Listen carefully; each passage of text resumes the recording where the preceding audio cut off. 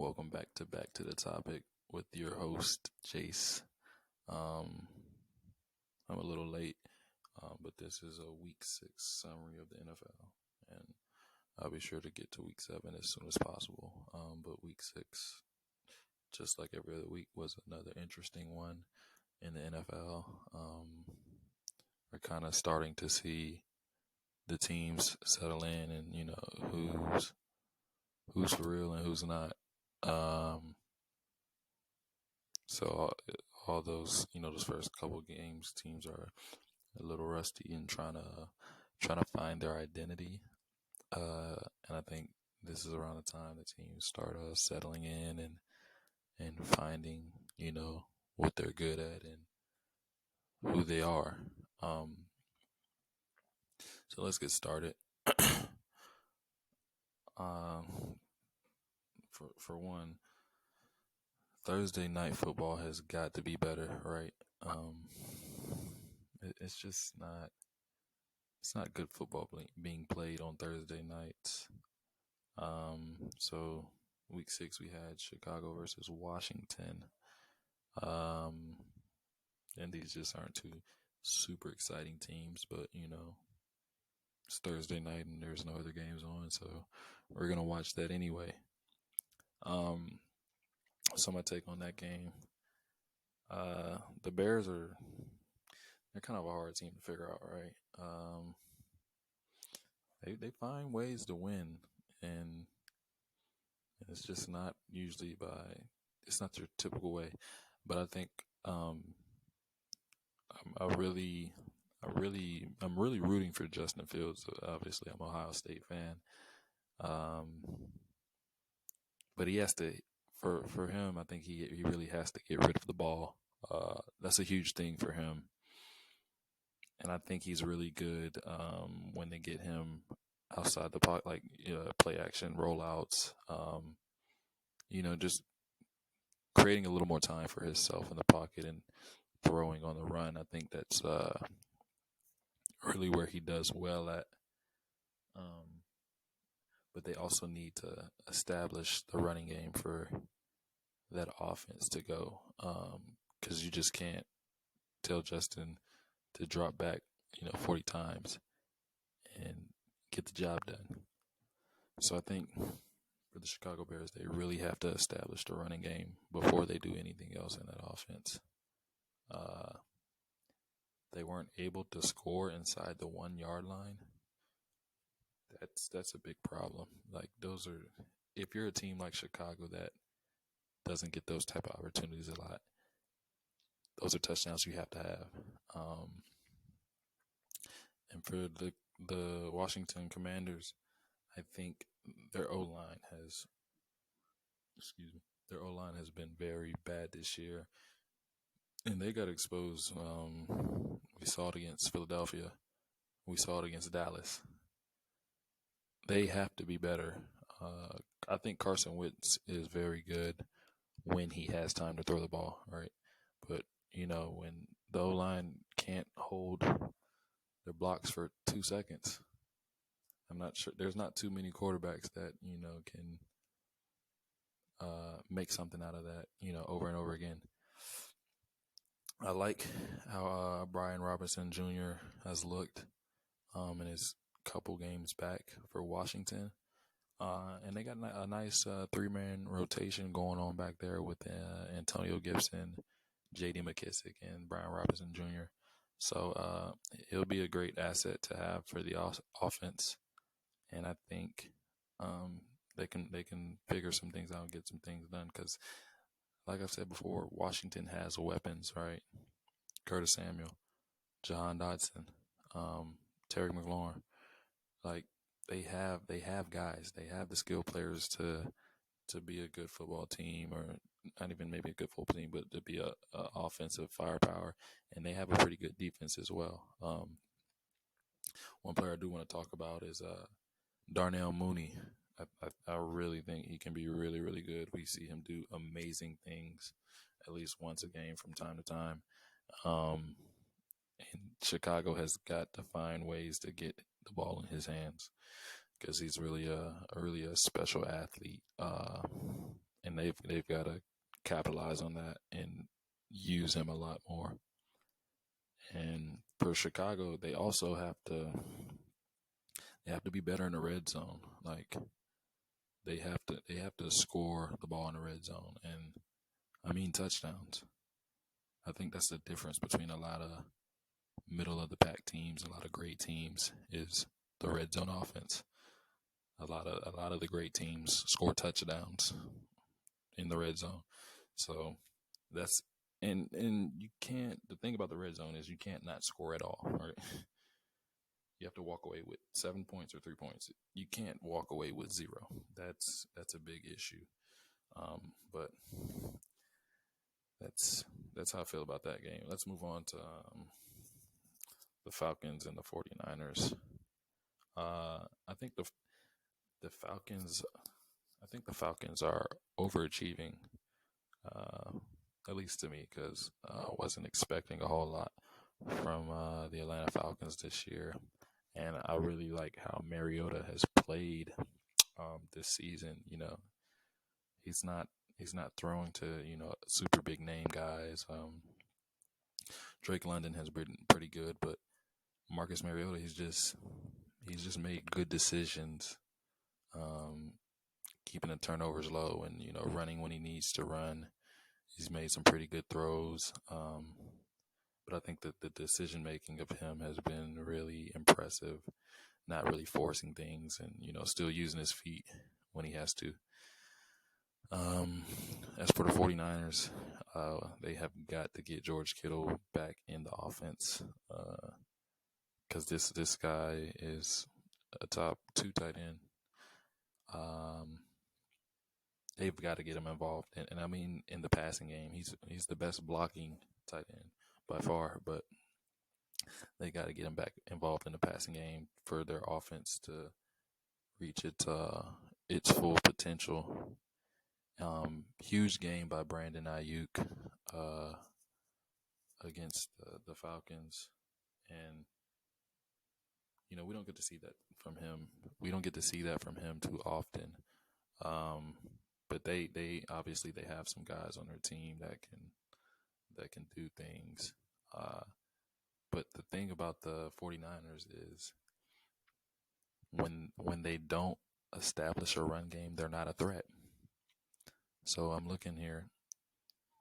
They had 50 yards rushing. When they don't establish a run game, they're just not a threat. So that's the first thing they have to do every game, is establish a run game. And over the years, they've been a pretty good team at running the ball. So Jimmy G, I think that's too much pressure on Jimmy G to ask him to go win a football game without establishing the run game. Like I said earlier, Drake London, he's been impressive thus far, and I think the Falcons, they have to get not a better pass rush, but they need to, their pass rush needs to hit home a little bit more. But I mean, they're not having, Von Miller or, TJ Watt, as pass rushers, but, Grady Jarrett, Lorenzo Carter, they got some solid guys over there, but it has to hit home more than it's hitting right now. And I think I look at this game and, I see how well Drake London plays, and I just imagine how well, it'll be with Drake London and Calvin Ridley together. But also I think the 49ers defense has been, special. But they have to put points on the board if they want to get something done, and help the defense out. But as far as the 49ers go, like, they have to establish the run game. I know I'm repeating myself, but like that's their identity, right? Establish the run, play action, get the ball downfield, get the ball into your playmakers' hands, get Kittle the ball, get Deebo Samuel the ball, and get Brandon Ayuk the ball. So yeah, I think those. I mean, I think everybody knows That's how the 49ers play football. And I would hate for them to waste a season with a defense as good as this one that they have. Some of them young guys back there, can't remember the guy, the safety. He's pretty damn good. Nick Bosa's playing out his mind. And then Fred Warner, of course, right? And then other linebackers, Dre Greenlaw as well. I would hate for them to waste a season on such a terrific defense. Let's go to Jacksonville and Indiana division game. Deion Jackson, right? Wow, what a game he had. And Matt Ryan didn't look bad either. I think he didn't hold on to the ball as much as he usually did. He got rid of it, and he looked. I would say he looked the best he's looked all year. Against Jacksonville. And Travis Etienne, man, that guy's explosive. He hits his top speed fast, and he gets going. And if he sees a crease, he has the potential to go all the way. And who knew Jeff Hasty? That's his name. Hey, I know his last name's Hasty. I'm not sure. I don't know, but Hasty would be the Jaguar running back to break off a big run and score the ball. For the Colts offense, I know I wasn't always super high on Michael Pittman. I thought he was pretty good, but he's that guy. I mean, he just has big game after big game after big game. And he's it's not a fluke. He's really one of those guys. As long as they keep getting him the ball, he makes the catches. He needs to make. He's pretty good after the catch as well. Makes the contested catches. And so he's really been the only bright spot for the Colts this season. Offensively at least. So he's definitely been impressive. With how bad the Colts have been this year. For the Jaguars, I really like their play calling.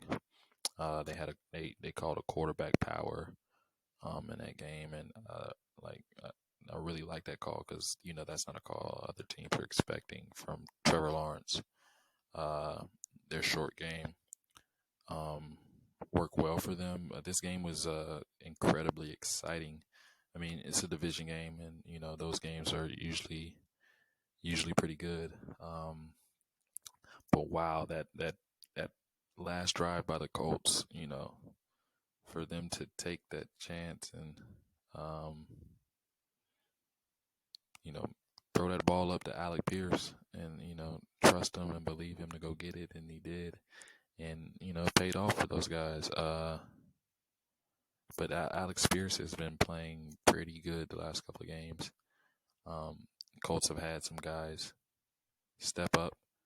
Alec Pierce has been big. Paris Campbell as well has been big. And hopefully we can get Jonathan Taylor to,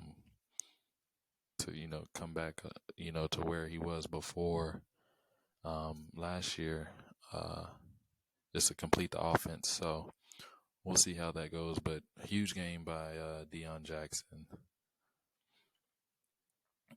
Cincinnati and New Orleans. I think Cincinnati's kind of starting to get their groove back a little bit. Jamar Chase is, he's in that mode again that, had everybody putting him in a top 5 combo after one season, right?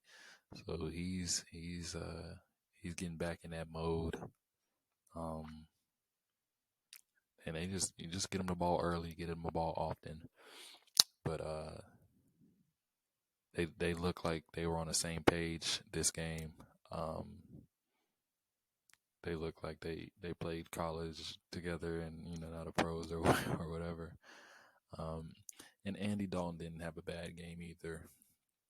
The Saints just it's kind of hard to say with the Saints because they're missing something, but it's not like I don't think Jameis makes a world of difference, right? So it's kind of hard to kind of explain that, and their defense hasn't been as good as it usually is. But I mean, but the Bengals, they have guys. Um, like I said, but you just can't let Jamar Chase just run loose like this. You got it. That's one of the guys you got to contain. But I mean, I think we knew it was bound to happen because of the little bit of a slow start he got off to in the beginning of the season. Um, sorry. Yeah, Saint and I really like what the Bengals have with Chase Higgins and Boyd because you really can't afford to just put all your attention on one guy because T Higgins has had huge games this season already, and so has Tyler Boyd. So you really can't just be like, let's focus on Jamar because T Higgins will hit you for 100 and Tyler Boyd might hit you for 80. You know what I'm saying? And they're doing all this without Joe Mixon having a super crazy season. So I feel like once he starts getting in his groove as well, um, the Bengals will be they'll be in pretty decent shape. I feel like so far this year, I really like for the Bengals defense. Trey Hendrickson and Logan Wilson. They have a solid defense. Trey Hendrickson, Logan Wilson, and Jesse Bates.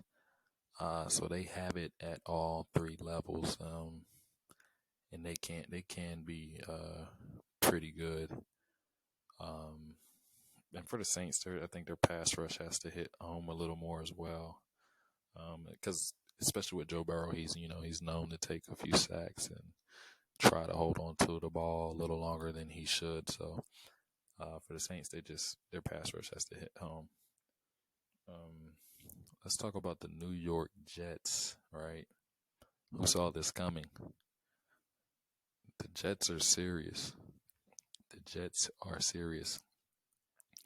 Brees Hall has been extremely impressive. Um, he runs with a purpose. He has great vision, great balance. Um, he's been running the ball very well, and Michael Carter is also he's a pretty good damn back also. So they have a nice 2-man backfield with those two guys, and you still got Garrett Wilson and on the outside and Corey Davis, and hopefully they can get Elijah Moore back involved in the offense because I think he's really impressive. But the Jets defense has been showing out, right? Sauce Gardner, he's having a tremendous year. Quinnen Williams is having a great year. Quincy Williams is also having a great year. Um, the Jets defense has been terrific, has been impressive. They look very good. I think the Jets are very serious. As far as for Green Bay, oh man, it's a different offense. I don't think their run game is as good as it usually is. AJ Dillon hasn't been what we usually expect of him. I don't know. It just doesn't seem to be going how most people think it would go for the Green Bay Packers, right? Um, yeah, these guys. I'm looking at 19 carries between the two for 60 yards. Like that's. Hmm.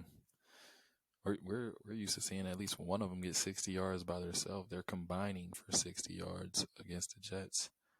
Um, I think Aaron Rodgers is still looking for that guy he knows he can go to. Because I mean, Devontae Adams is a huge piece to be missing, right? And they only to also on top of that, they only put up 10 points. They only put up like Green Bay is known to 25, 30 points, right? That's regular. They're putting up 10 points, man.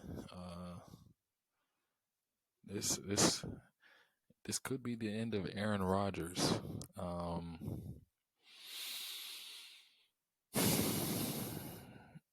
It's kind of looking like that, honestly. But I don't want to slight the Jets, but because the Jets have been impressive. Their pass rush has been impressive. Their pass coverage has been impressive. Their tackling, their run game, their run fits have also been impressive. So it's not all Green Bay. The Jets are actually playing good football on both sides of the ball, and I really like how they're calling up plays on the offensive side. The touchdown that Brees Hall scored, the jet sweep, that was just an amazing play call. Uh, and they really look like they improved in that department. Let's talk about the other New York football team is doing this as well, the New York Giants. Versus the Baltimore Ravens. Let's talk about Mark Andrews first. I mean, I'm not saying anything anybody doesn't already know. He's up there with the best tight ends. Like, you can't have one of those best tight end conversations and not mention Mark Andrews. But the Giants have been very, very impressive as well.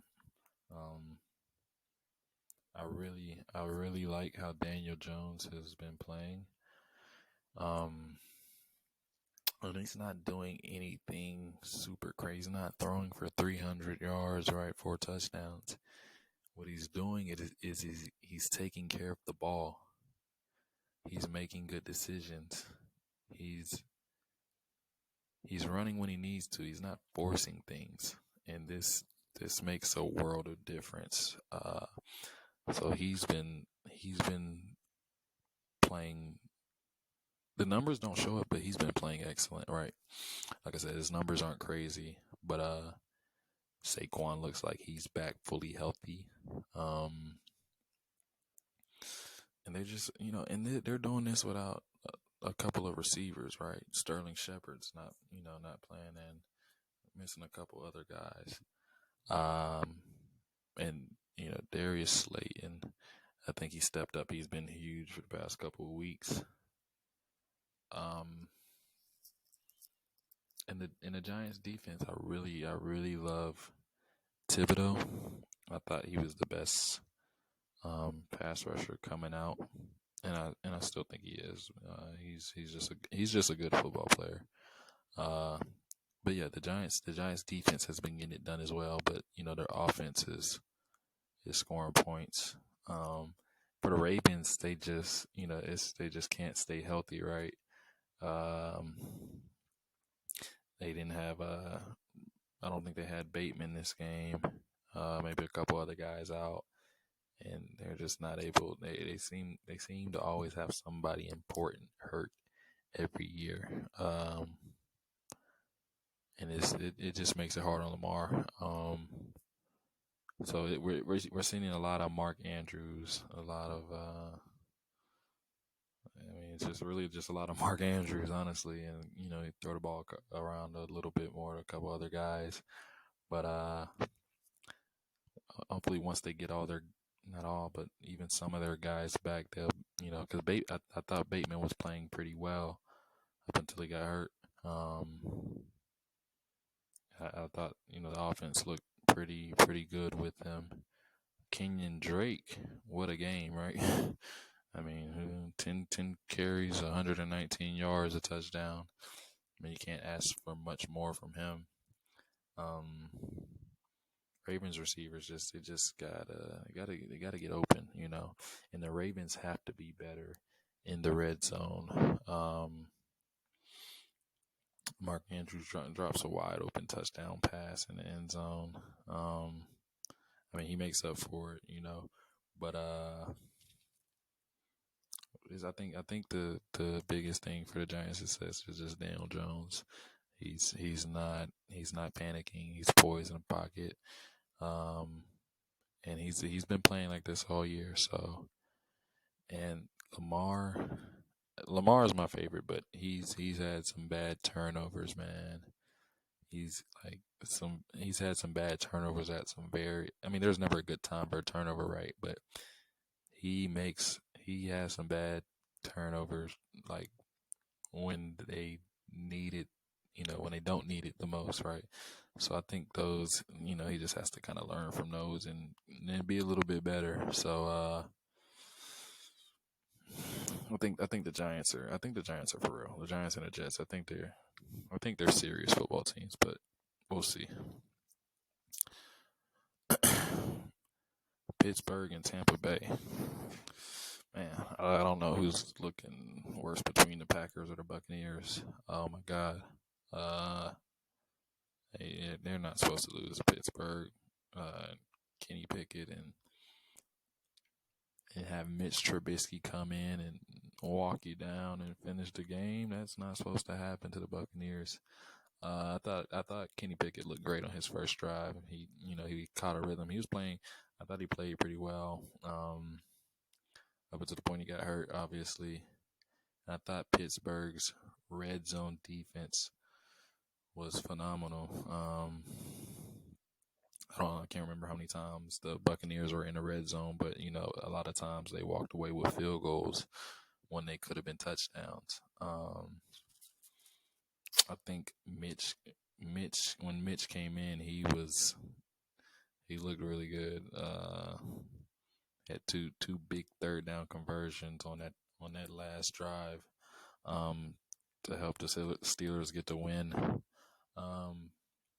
But I mean, I always say if you draft a quarterback in the first round, most of the time you should start him, right?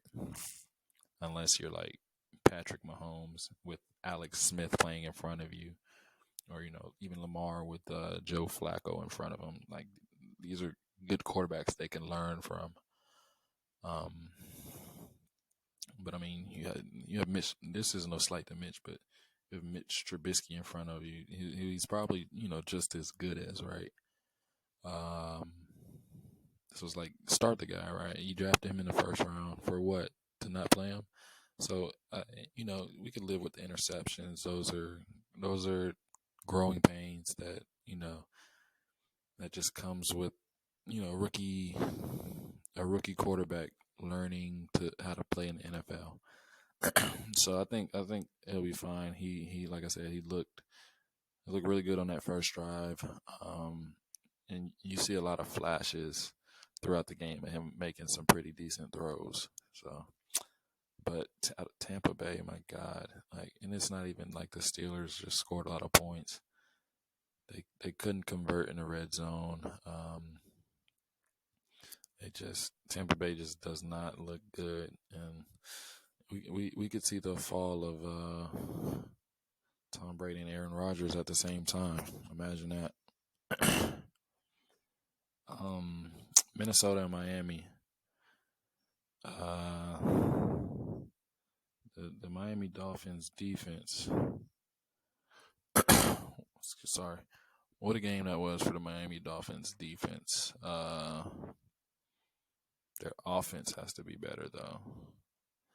I think this game 2 was out. They had Skylar Thornton, something like that.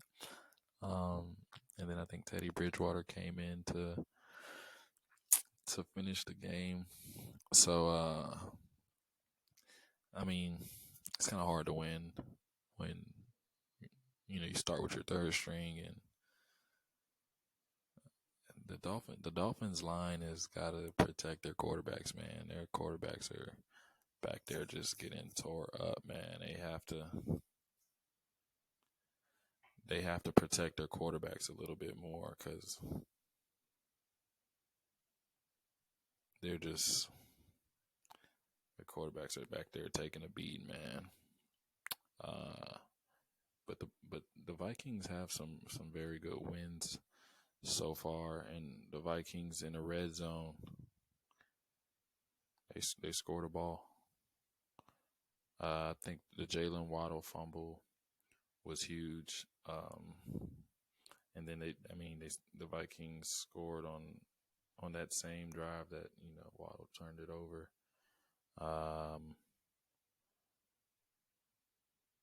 Yeah, it's hard. You can't judge the Dolphins with those guys playing back there because when they had Tua back there,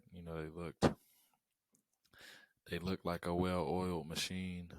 So it's kind of hard to judge those guys off of there, but Vikings are just winning the games they need to, right? And they're playing decent football. Dalvin Cook is playing pretty well. We all know about Justin Jefferson, right? And Kirk is he's doing enough to get the job done. Keeping the turnovers down, things like that. Tyreek Hill, man, Tyreek Hill and Jalen Waddle. These guys just have big games simultaneously, and they still lose these games. So it's kind of hard to ask them to do more, right? I'm looking. Tyreek Hill, 12 catches, 177 yards. Jalen Waddle, 6 catches, 129 yards. So 300 yards between two receivers. You can't ask for much more for those two guys. But you have to score the ball. You absolutely have to score the ball.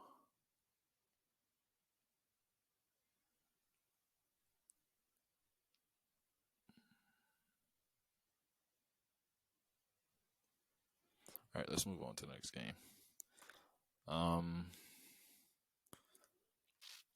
Cleveland,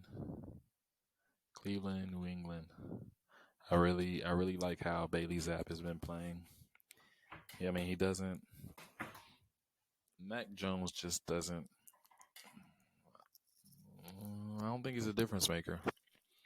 Because we're seeing a rookie come in and not. The Patriots still are good, right?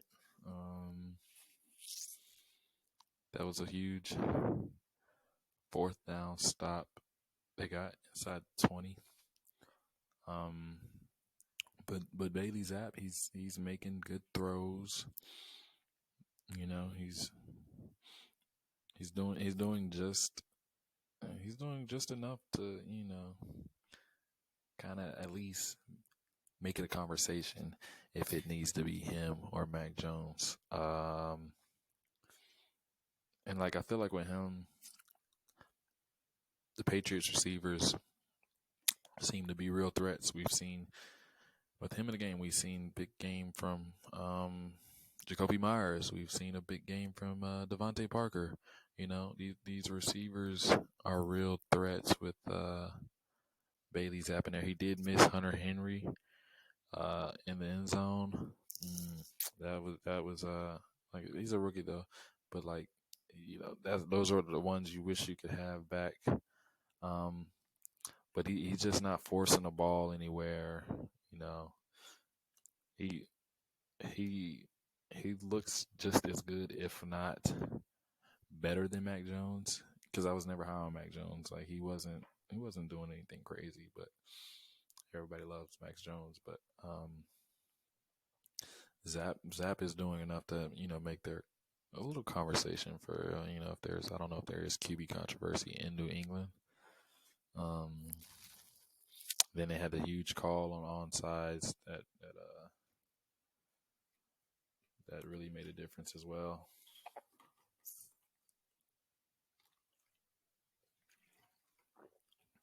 It's good to see Myles Garrett being back. He seems to be the only bright spot on that Cleveland defense thus far. Because it's just like you watch that game and it's just like a lot of guys are wide open. And how are they getting so open, right? And the Browns have players, right? I like their linebacker, number 28, smaller guy. Grant Delpit, Denzel Ward, Greedy Williams. They have guys, but they just did not look good. Their defense wasn't good at all. And Bailey Zapp took advantage of that. So it's hard. It's hard to say what the Browns will be when Deshaun Watson gets back, but their defense absolutely has to be better. I mean, in their offense too, Nick Chubb is doing. Nick Chubb and Kareem Hunt are doing as much as they can, do. So, but for the Browns, they have to step it up on the defensive side of the ball.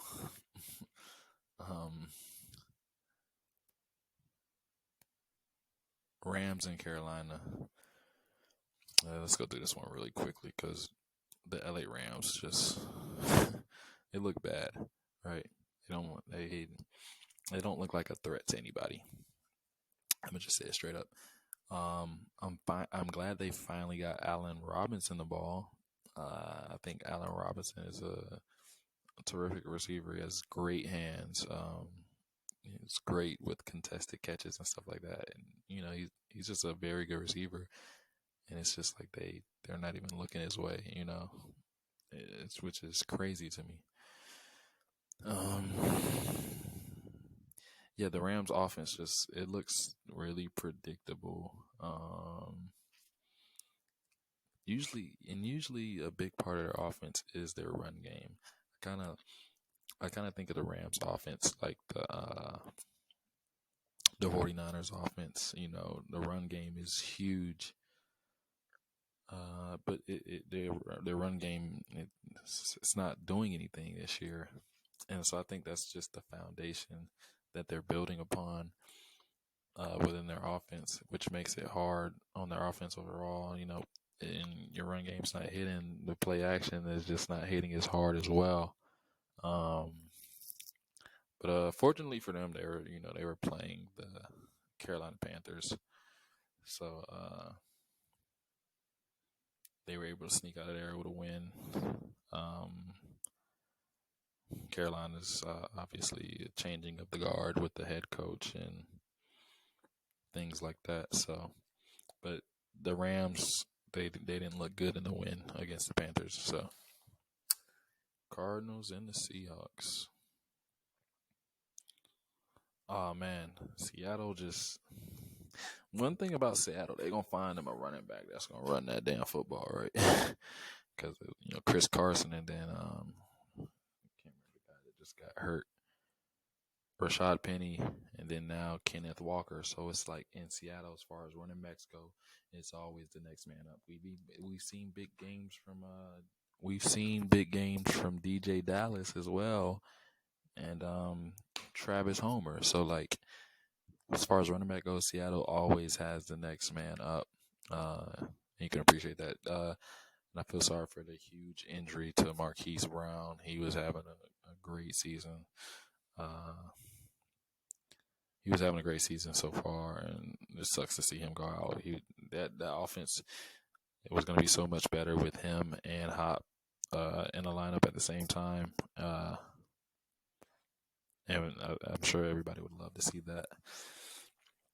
But like, the Arizona Cardinals have way too much talent to be scoring 9 points. Like, I think we can agree with that, right?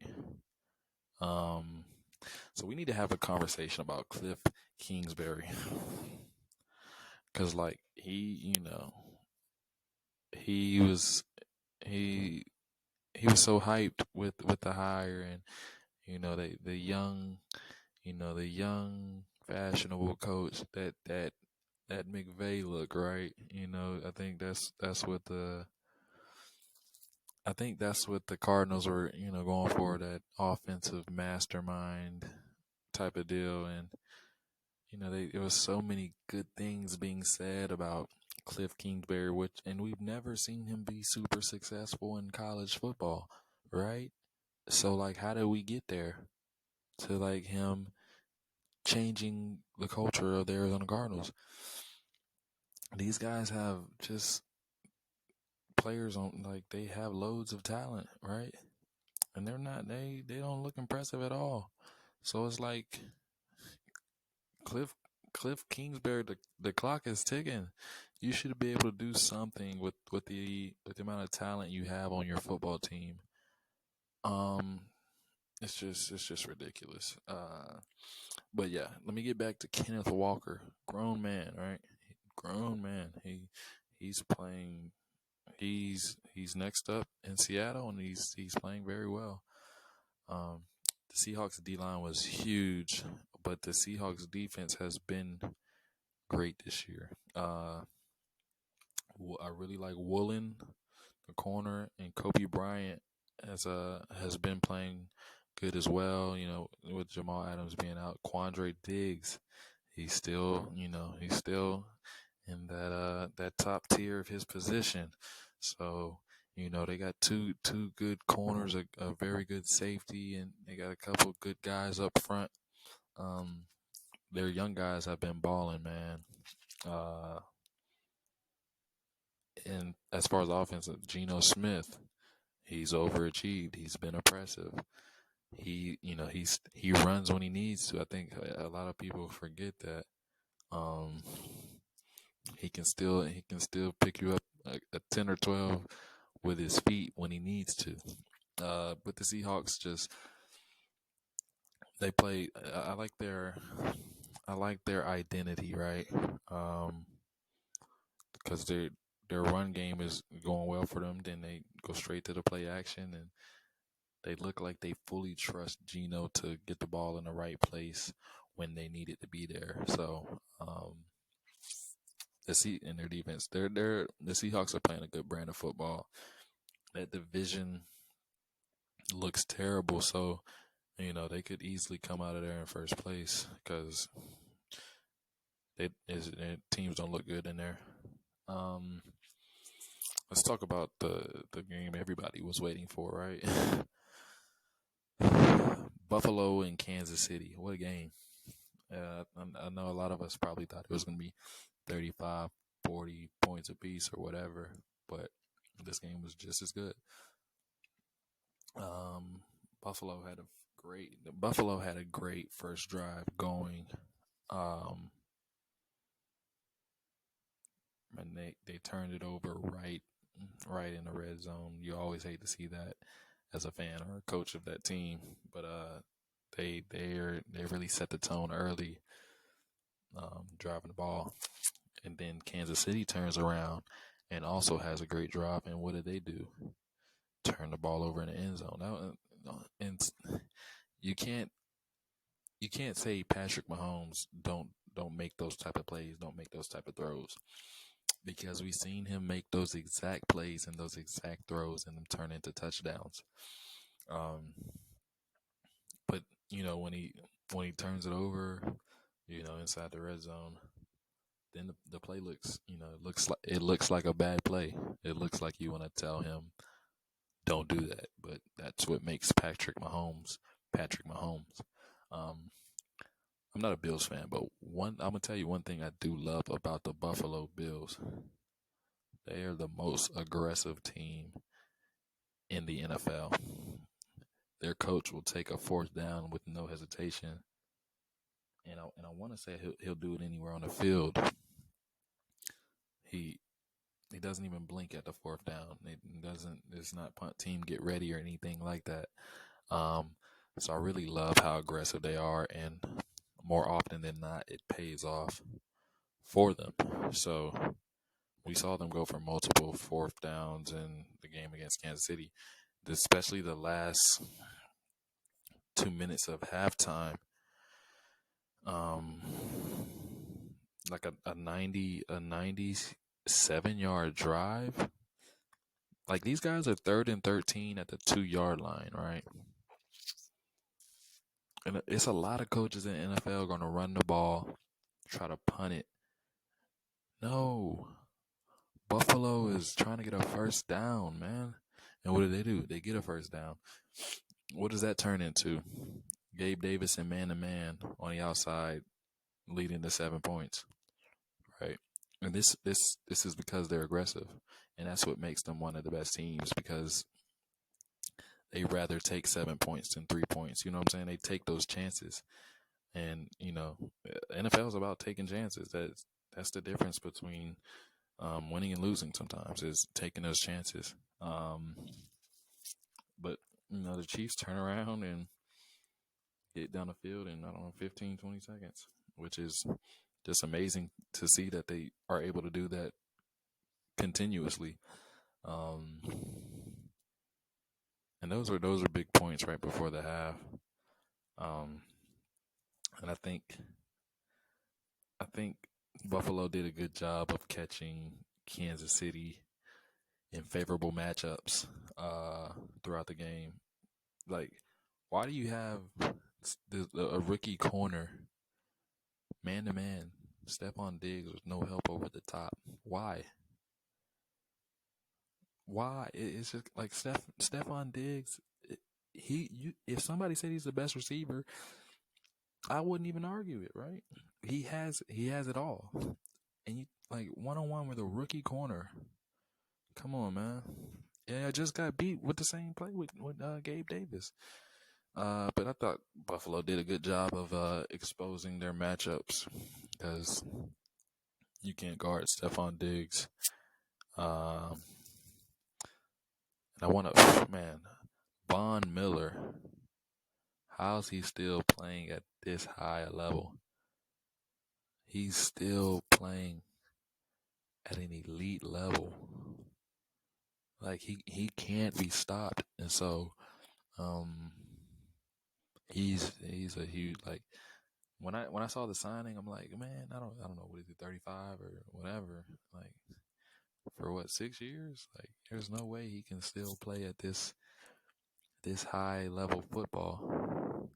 He looks excellent. He's playing excellent football right now. He's helping the Buffalo defense. So,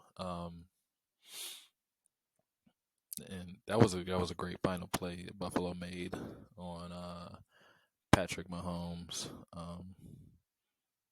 Kind of disguising the coverage and forcing that interception at the end of the game. But another great game between Buffalo and Kansas City. I'm sure we'll see them play each other again down the road. Dallas and Philadelphia. Philadelphia I think they have the most balanced offense in the NFL. A lot of offenses are heavy in the pass or heavy in the run, but they're a real threat in the run game, and they're a real threat in the pass game. Miles Sanders is a real threat, and then to top it off, Jalen Hurts can also run the football. So, I really like their play calling, right? Play action, RPOs. It just, it's just too many threats to like contain all of them at the same time. So, I think Philadelphia's and two elite receivers on the outside, and then an elite running back, with a quarterback that can run and throw the ball. So that's hard to stop. That's hard to stop. There's not much you can do about that.